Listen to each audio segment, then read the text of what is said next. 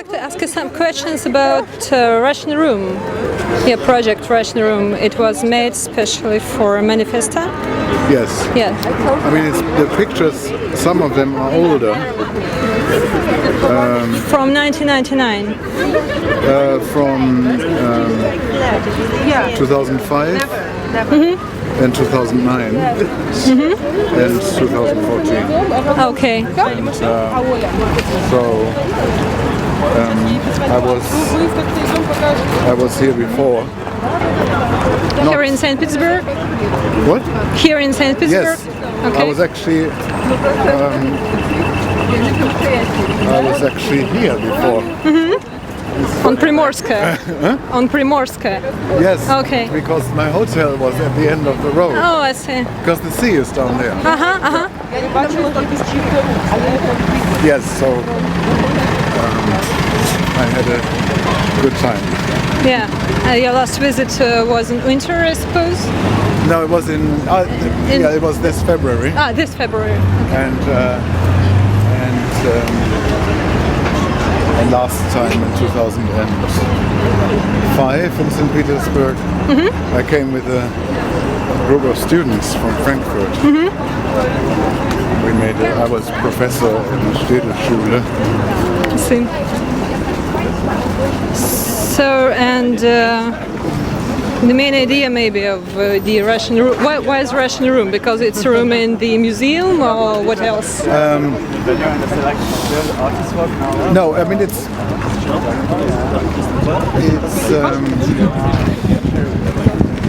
somehow, I mean it is interesting to look at what pictures happened in one place and you know what happened in what did I look at and how are the conditions in a place maybe visible or not visible in photographs and I, even though this these TV screens when there's no broadcast they are a universal thing, but I somehow was able to photograph them for the first time in St. Petersburg when I was here in February, because I guess there was a special meeting of a old school flat screen TV with my new digital camera, which allowed me to photograph this without the black bars that you normally get. And I had this at the same time. It was this moment of heightened crisis, semi-crisis, and a sense of TV snow, like a no-signal TV screen, can have many reasons, and it can also be a station being taken down, being censored. But it is also a symbol for non-communication, you know, for no reception. There's no lack of communication or stop of communication, or well, a lack of like an inability to receive a signal or not a signal sent. It's definitely a misunderstanding, because at least it's not no reception. I mean, and so I felt it is a poignant image for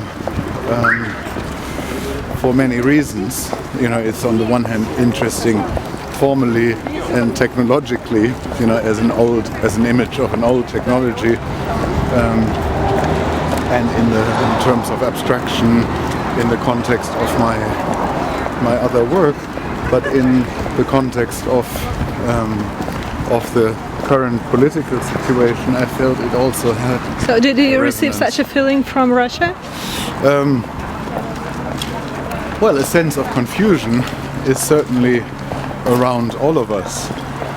You know, there is a sense between Russia and the West of confusion, you know, of misunderstanding, and there is a And of course there is also disinformation and propaganda happening in Russia in an amount that is new, I guess, in recent years. I think, I mean, I'm not an expert at all on the situation, but I think it's clear to say that there is a lot of misinformation, a lot of noise injected. And so together with this church picture, there's a picture in reconstruction. In construction, not reconstruction. In construction. In construction. I mean, that's the perverse thing, you know, like there's I think it's rather old one, so it's reconstruction. No, it's new one? No, it's a new church. Oh, I see. It's a concrete cast structure, which then has an old-looking facade put on. So it's like a really stupid thing. You know, it's made to look old, but it's actually completely newly built. And the way that the government uses religion and the church to control the situation, I find really problematic. I think religion should always stay out of politics. And but in this room you have this thing going up, and then you have this sort of white noise, this misinformation. But still your project is on Manifest, and Manifest is going on, so does it mean that the signal is here, low signal, but it exists? Such a signal. No, of course, it's you know, there's nothing literal that can be read. You know, my art is not about writing words. If I would give you exact meanings, then I would not make pictures. Sure. So it's just a potential. Well, I think it's a good image. There are two of them. They're called End of Broadcast. I think they're very good pictures for this situation, but they're good pictures for other situations too. And from the point of global thinking, maybe. Of media saturation, but of the potential of censorship, which is the case here. You know, there is censorship here. Yeah, I know. And you know, and I'm a journalist, you know. Exactly, and so I thought it's this. But at the same time, exactly, the show is happening. I was not dramatically told, "Body, you must say this or you must not say that." The sexual. So you had no any restrictions? No, I had the restriction about clearly homosexual pictures. I see. I was not allowed to show homosexual affection. You know, in 2009 I showed two guys kissing in Moscow, in the Moscow Biennale, and there was understanding that I could not show this picture today because it is considered, it would make the exhibition vulnerable to being accused of being gay propaganda. But you didn't refuse to make a show here? No, because after that? Because I showed the picture in 2009, and I have other ways to show my feelings. You know, like I mean, I think this room is actually very queer. The long room. You know, there is so much sensuality, so much body, so much physicality. I wanted to ask you about people on the pictures. What do they mean to you, these people you show in the Russian room?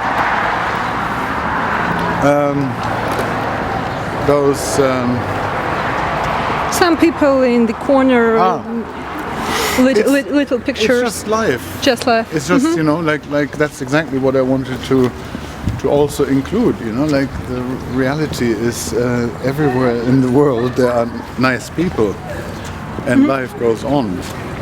And that's what that corner is really about. It's nice people who are everywhere, just no matter what the circumstances, and they're good people doing things, and the seasons change. There's spring, there's winter, there's summer, and people want to carry on living their life, I guess. I guess right.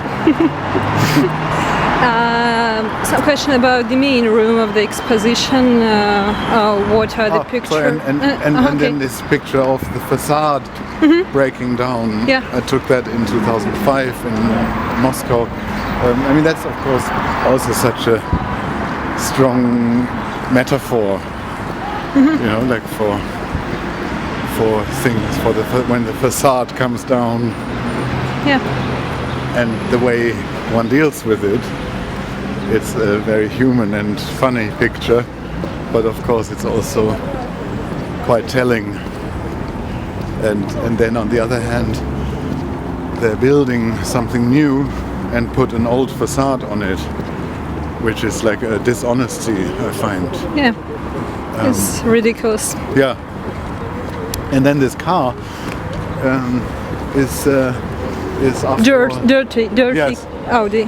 Yeah, which is something that I have observed for many years in recent years. Yeah. The violent image, the aggressive image of cars. Of course. No, that I remember. And that's of course not a Russian origin. These cars are made in Germany and Japan, and so everything is also connected. Like I'm not, and actually it's not all critical in this room. Like the picture of St. Petersburg from the airplane, which I took from on a flight from Paris to Seoul in Korea, and I woke up. And I thought, and I looked out of the window, and I really thought this might be St. Petersburg. It was St. Petersburg. And it was, and then I looked at the map, and I took the pictures, and I looked at the in-flight map, and it was St. Petersburg. Great. Because I fly very consciously. I know where I'm flying, and I always take pictures from planes, and I somehow I had the idea, So you wake up at St. Petersburg, I have to take a picture. Really, yeah. No, it's funny, and then I took the picture, and then I looked at the map, and it was St. Petersburg. Great. And then 1 month later... Such a funny coincidence. 1 month later, in February, I came.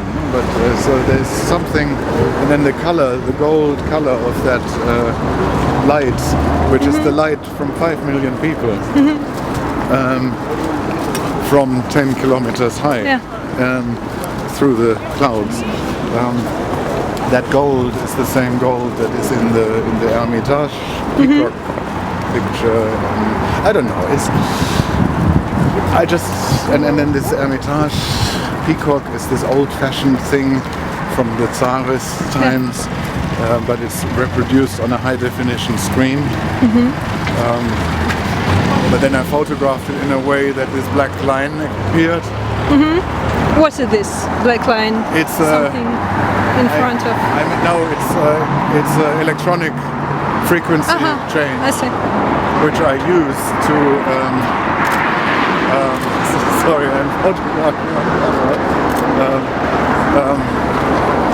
camera. You make a good picture for my video. But we are walking.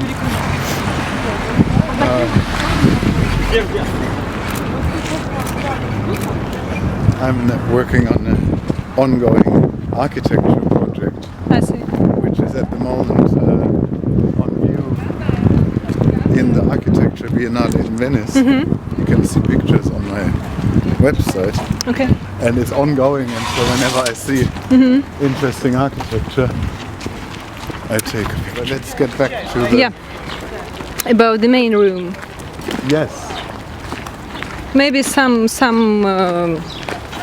leitmotif, some idea of the exposition in the big room. You know, at the heart of a lot of political problems, I see as the foundation, as the root cause. I feel that people are afraid of their bodies, that they are ashamed of their bodies, that they have some fear of their own mortality, of their own sexuality, and that they cannot love themselves or like themselves, and that each generation is passing on the hurting that they received from their parents, and they pass it on to the next generation, and it's some genetic trauma. Yeah, it's not genetic. Fortunately, it's not genetic, but it is cultural. You know, and cultural things are fortunately not genetic, because otherwise it would be racist to say that. And so the fear of one's body and fear of one's sexuality, which is imposed by religion or by power, authority, is at the root of, I find, most problems. And the aggression that men have and the control that men have over people's lives comes from, you know, it would be all much easier if people were in touch with their own vulnerability and had a stronger sense of their own weaknesses and would accept them as part of themselves, and that's not dangerous.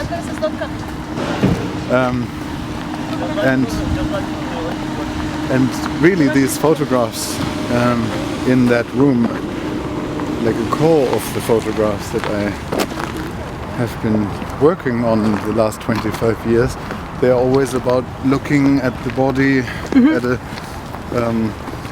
as a precious thing, as a beautiful thing, as a desirable thing, but also as a vulnerable thing, as a scary, as a something, you know, like not scary, but uncanny, but always in a playful way. And But you are talking about body, or meaning of the body through some other things, because I saw a lot of clothes there. Yes. And so in this case here, I thought, rather than try to push with sexuality in a direct way, I thought, if there is, I can bring in the body through its absence, through showing many clothes that were obviously worn. It talks about undressed bodies. Yeah. You know, when you see the inside of a jeans that was just worn, you think, of course, there's somebody now undressed. Yes. You know, so there's a lot Yes. of undressing going on, and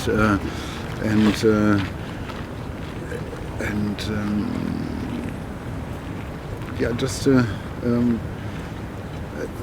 every picture has is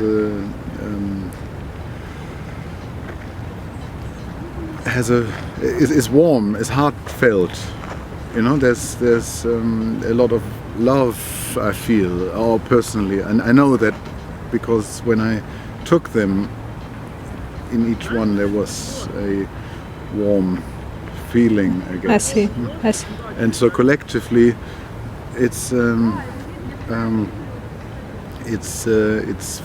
room for openness, for, you know, it's more it's friendly.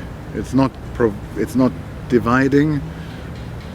And so if you're looking for provocation, or division. It's actually not about division, you know, it's more about what we share in common. Thank you so much. I think it's a great topic to stop our interview with.